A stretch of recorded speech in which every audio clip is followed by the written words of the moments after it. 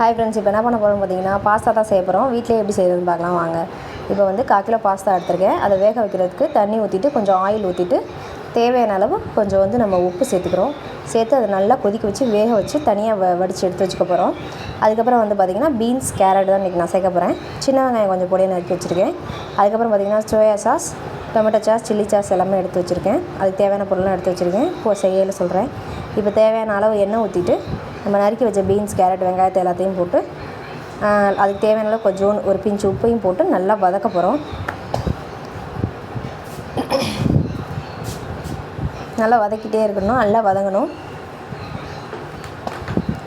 அதுக்கு வந்து பார்த்திங்கன்னா நான் வந்து ஒரு 3 முட்டை எடுத்து வச்சுருக்கேன். இப்போ கொஞ்சோண்டு மிளகாத்தூள் சேர்த்துக்க போகிறோம். மிளகாத்தூள் சேர்த்துட்டு நல்லா வதக்கணும்.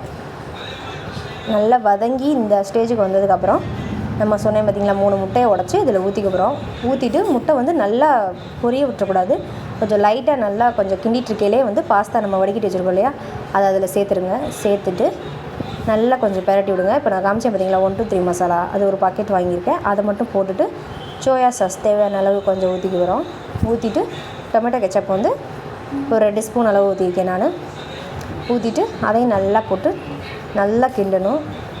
கிண்டி எல்லாத்தையும் நல்லா மிக்ஸ் பண்ணிவிட்டு லாஸ்ட்டாக மல்லி இலையை தூவிட்டு நம்ம இறக்க போகிறோம். இதோட இந்த வீடியோ முடிஞ்சு. பிடிச்சிருந்தால் லைக் பண்ணுங்கள், ஷேர் பண்ணுங்கள், சப்ஸ்கிரைப் பண்ணுங்கள். Thank you friends.